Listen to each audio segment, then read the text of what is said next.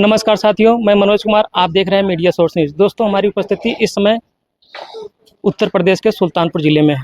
यहाँ से एक व्यक्ति अपने पेट को पालने के लिए, अपने परिवार को पालने के लिए अपना देश छोड़ करके, अपना प्रदेश छोड़ करके बाहर जाता है, विदेश जाता है, सऊदी जाता है। वहाँ पर जाकर के किसी व्यक्ति से, वहाँ के नागरिक से थोड़ा-सा विवाद हो जाता है। विवाद जब जैसे थोड़ा सा बढ़ता है तो उसमें हाथापाई हो जाती है। हाथापाई में दोनों, वहाँ की जो सरकार है, ये मामला जो है कोर्ट में चला जाता है।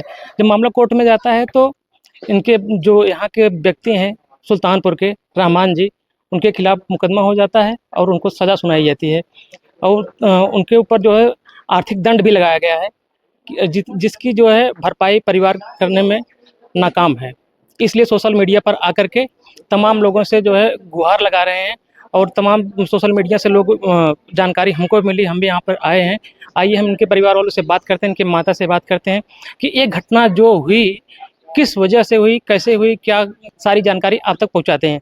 ठीक है, आइए हम उनकी माता से बात करते हैं। साथियों, फ्रेम में वहीं जो रहमान सऊदी फंसे हुए हैं, उनकी माता जी हैं।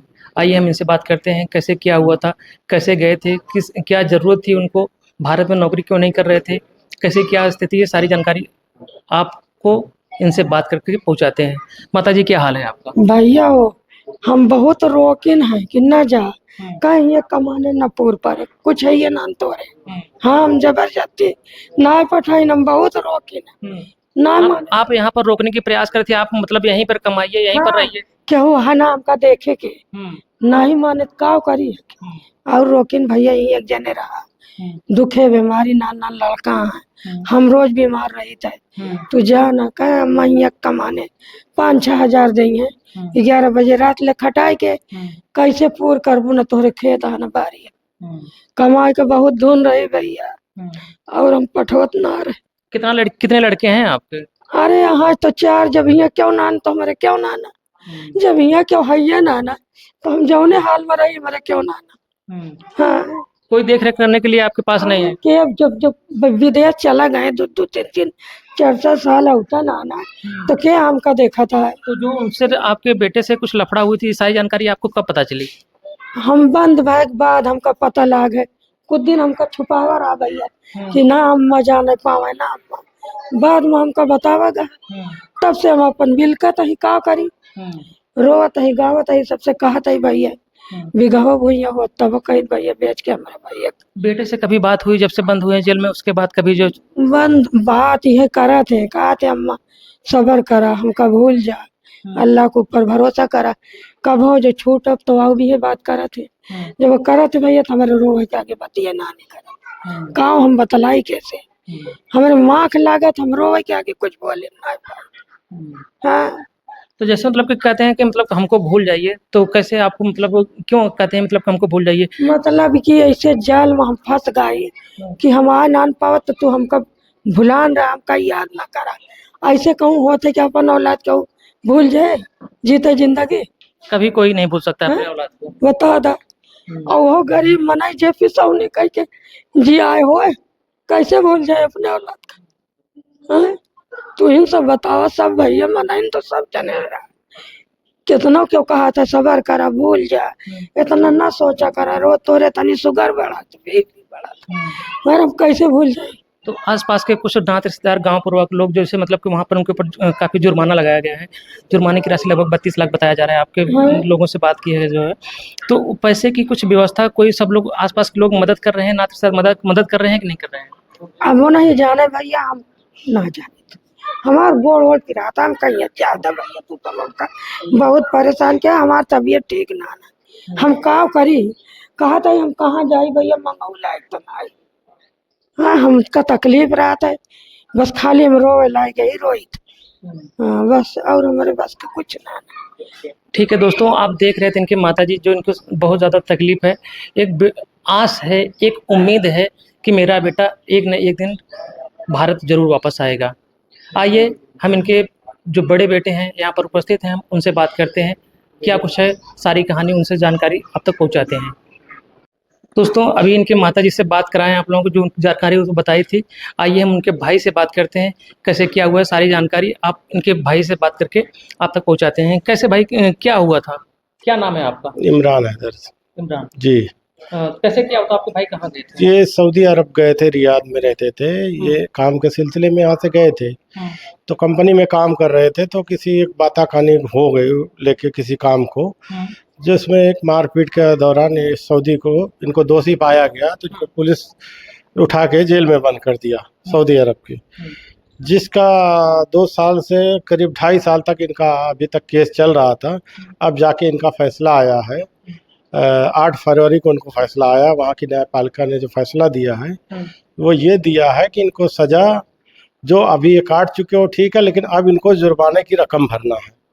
मतलब 2.5 साल से ये वहाँ पर सजा काट रहे थे अभी तक? जी जी जी, 2.5 साल। जुर्माने की रकम कितना कितना लगाया गया है? जी, जुर्माने की रकम जो लगाई गई है वो सऊदी का 1,33,333 रियाल, जो सऊदी अरब की करेंसी है, उसमें 1,33,333 रियाल का जुर्माना इनके ऊपर लगा है, जिसको भुगतान करना होगा इनको वहाँ से लाने के लिए। इसका इंडियन अमाउंट लगभग कितना हो जाएगा इंडियन रुपये में? इंडिया अमाउंट लगभग 32 लाख रुपया हो जा रहा है। करेंसी का रेट जो भी चल रहा है ऑनलाइन आज, उस हिसाब से 32 लाख रुपया इंडिया का बन रहा है।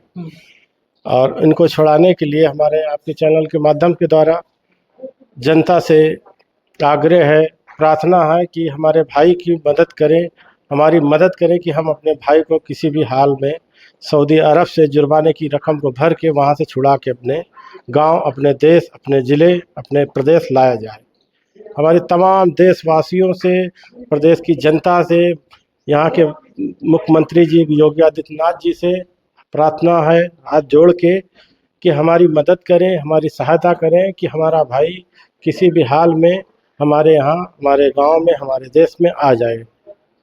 दोस्तों इनकी जो है दर्द है, इनकी आंखें नम हो चुकी हैं। काफ़ी दिन से कई मीडिया वालों से सुबह से लगातार बात कर रहे हैं, सबसे रिक्वेस्ट कर रहे हैं कि इनकी मदद किया जाए। इसी सिलसिले में हम भी इनसे बात करने के लिए आए थे। अच्छा ये बताइए कि जब आपके भाई वहाँ पर गए थे, सिर्फ अकेले गए थे कि कोई और गया था उनके साथ? जी नहीं, अकेले गए थे। यहाँ से अकेले ही गए थे। आप कहाँ रहते थे? हम रहते थे सऊदी अरब अल हसा में, दम्माम के करीब था अल हसा, हम भी वहीं रहते थे। जब इनका विवाद हुआ तो विवाद का मतलब मामला क्या था, किस चीज़ के लिए? विवाद कुछ कहा सुनी हुई काम को लेकर कि टाइम ख़त्म हो गया, वो काम करने की बात आई, तो उसी को लेकर कुछ विवाद हुआ आपस में हाथापाई के दौरान, जिसमें इनको दोषी पाया गया। तो पुलिस आई, पुलिस ने इनको उठा के लेके गई, जो यहाँ की जेल में डाल दिया। फिर तब जो से दूसरा व्यक्ति था विवाद में, जैसे एक आपके भाई थे, दूसरा व्यक्ति थे, कोई इंडियन ही था, कोई मतलब वहाँ का नागरिक? नहीं, वहाँ का सऊदी का नागरिक था, जो सऊदी नागरिक था, उसी कंपनी में वो भी काम करता था और ये भी उसी कंपनी में थे। कुछ काम बात को लेके हाथापाई के दौरान कुछ मामला आया, जिसकी वजह से पुलिस मामला आ गया। पुलिस मामले के दौरान इनको दोषी पाया गया, तो इनको उठा के वहाँ की अदालत जेल में ले जाके पुलिस वालों ने इनको जेल में डाल दिया। उसके बाद इनके ऊपर मुकदमा चलाया गया। सिर्फ हाथापाई का मामला था कि मतलब कोई गंभीर मामला था इसमें? हाथापाई के दौरान जो भी चोट आई होगी, चोट के दौरान हॉस्पिटल में जो भी रिपोर्ट आई, उसके दौरान इनको दोषी पाया गया। जब ये मामला चल रहा था तो आप लोगों ने एम्बेसी से कांटेक्ट करने की कोशिश किया? जी बिल्कुल कोशिश की, हमने एम्बेसी से कांटेक्ट करने की कोशिश की। रियाद में जो हमारे हिंदुस्तान के एम्बेसी, हमने उससे बात किया। उसने कहा जब तक कोर्ट का फैसला नहीं आता हम इसमें क्या कर सकते हैं। जब कोर्ट का फैसला आया तब एम्बेसी क्या? फैसला आने के बाद एम्बेसी का कहना यह है कि जुर्माने की रकम कोई भी देश की गवर्नमेंट हो, कोई भी कोर्ट हो, किसी का फैसला कोई नहीं बदल सकता। उसकी देश की न्यायपालिका का जो फैसला होता है वो फैसला होता है। उसमें कोई दूसरे देश की सरकार का कोई हस्तक्षेप नहीं होता, ना कि वहाँ के जुर्माने की रकम को कम कराया जा सकता है किसी जरिए। हाँ, वो नागरिक के द्वारा अगर बात किया जाए, सऊदी नागरिक के द्वारा यहाँ के देशवासियों से, हमारे प्रधानमंत्री जी से, कि हमारा आदमी यहाँ वहाँ फंसा है, किसी भी कारण उसको वहाँ लाने की कृपा करें। तो आपने अभी तक अपने मतलब अपने क्षेत्र के, सुल्तानपुर क्षेत्र के विधायक या सांसद से संपर्क की कोशिश किया कि मतलब कि कोई मदद हो जाए? जी नहीं, अभी तक कोई नहीं। अभी हम लोग जुटे हैं कि पहले हमारे गांव में, मोहल्ले में सबसे बात हो जाए, हम लोग सब एक होके फिर उनके पास भी जाएंगे, सांसद जी के पास जाएंगे, विधायक जी के पास जाएंगे, हाँ तमाम। आप कलेक्टर के पास गए थे, वहाँ पर जो है जो कोष होती है जनता की मदद के लिए, हो सकता है वहाँ से भी आपको मदद मिले। आप वहाँ पर गए थे कि नहीं गए थे? जी जी जी नहीं, अभी अब नहीं गए हैं, हमारे भाई हैं, बात चल रही है वहाँ कि हम वहाँ भी जाएंगे। इसके बाद हम अपने गांव से उठ के फिर हम कलेक्टर के पास, फिर सांसद जी के पास, फिर विधायक जी के पास हम अपने को फरियाद को रखेंगे।